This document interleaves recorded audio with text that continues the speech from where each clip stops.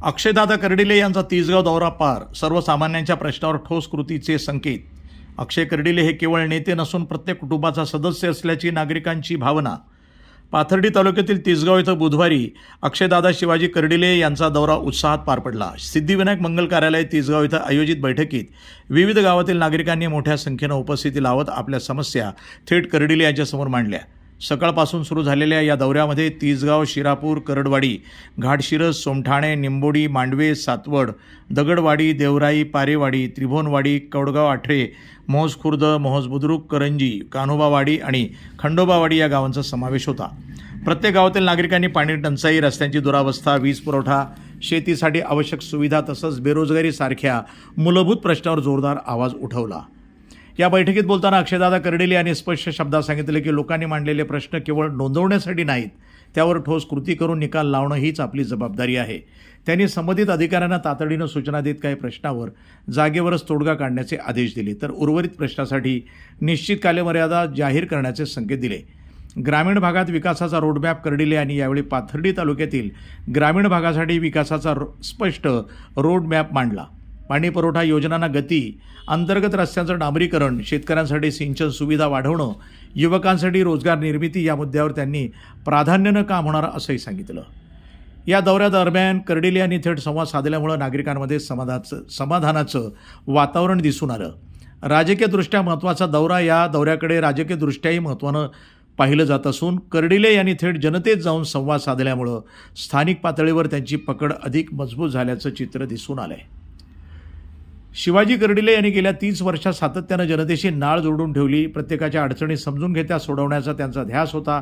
त्यामुळंच सर्वसामान्यांच्या मनात त्यांनी विशेष स्थान निर्माण केले होते. आता त्याच पद्धतीनं अक्षय कर्डिले यांनी गेल्या 9 वर्षात संपूर्ण मतदारसंघ पिंजून काढत जनतेशी घरगुती नातं निर्माण केलंय.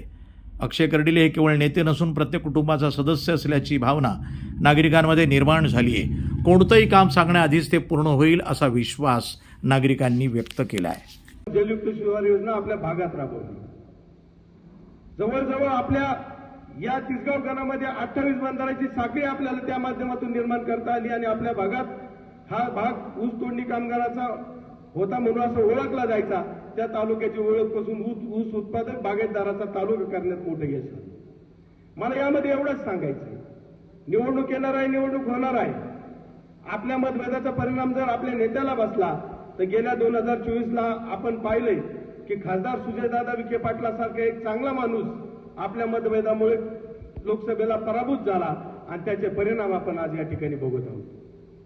2019 ते 24 आपण सुद्धा भोगलोय की साहेब आमदार नसताना आपली काय अवस्था होती.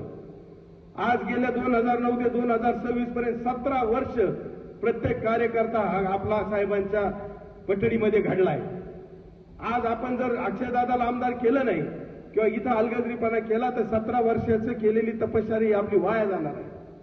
उद्या त्याला आपल्याला दुसऱ्याच्या दारात कामासाठी तात्काळ जाऊन उभा राहणार आहे. कारण या ठिकाणी आपल्याला आपल्या हक्काची खुर्ची आहे, आपल्या हक्काचा माणूस आहे. रात्री फोन करा, दुपारी फोन करा, कधी हा माणूस उपलब्ध होणार आहे. म्हणून मी माझी सर्वांना कळकळीची विनंती आहे, एकदा 2024-23 तारखेला मतदान झालं, 4ला निकाल झाल्यानंतर आपण स्वतः आमदार होणार आहोत. ही निवडणूक ही आपल्या स्वाभिमानाची निवडणूक आहे. ही निवडणूक आपल्या हक्कासाठी आपण निवडणूक करत आहोत. ही निवडणूक अक्षयदादा नुसते आमदार होणार नसून आपल्या गावातला प्रत्येक प्रश्न आमदाराच्या घरी जाऊन सुटणार आहे. यासाठी आपण ही निवडणूक करणार आहोत. आणि तुम्ही जरी म्हणत असले निवडणूक फार आपल्यासाठी अवघड नाही. या मतदारसंघाचं 3 जागेवर विभाजन झालेलं आहे. एक भाग राऊरीचा आहे, एक भाग नगर तालुक्याचा आहे, एक भाग पाथर्डी तालुक्याचा आहे. आपल्यासाठी एक यावेळेस आनंदाची बाब आहे की अक्षयदादाची एकट्यांची निवडणूक आहे. त्यामध्ये राऊरीमधील आमदार राधाकृष्ण विखे पाटील आणि सुजयदादा विखे पाटील हे जबाबदारी घेणार आहेत. राऊरी मतदारसंघ ते पूर्ण पाहणार आहेत. नगर तालुका ग्रामीणचे की जी वेळ सुजयदादावर आली ती वेळ अक्षयदादावर आली नाही पाहिजे.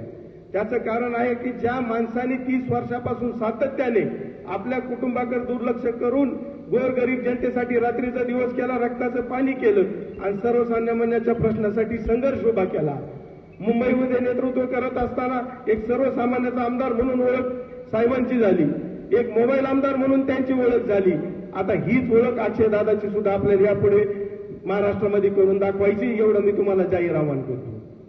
अक्षयदादाला सुद्धा अनुभवाची कुठलीही कमी नाही. अक्षयदादांनी गेल्या 9 वर्षापासून सातत्याने मतदारसंघ पिंजून काढलाय.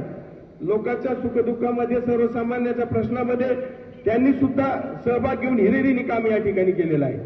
त्यांचं मतदारांच्या बाबतीत खूप चांगलं मत आहे. आणि दादा, तुम्ही आता काळजी करू नका. 39 गावातल्या लोकांनी 2009 सारखी निवडणूक आपल्या हातात घेतलेली आहे. त्यामुळे तुम्ही जास्तीत जास्त लक्ष राहुरीकडे द्या. पाथर्डी तालुक्यात मोनिकाताई राजळ हे 100% आमच्याबरोबर राहतील आणि या ठिकाणून 75 ते 80% मतं तुम्हाला मिळवून देतील, एवढं मी तुम्हाला या ठिकाणी निश्चित सांगतो. News today 24 Ahilyanagar.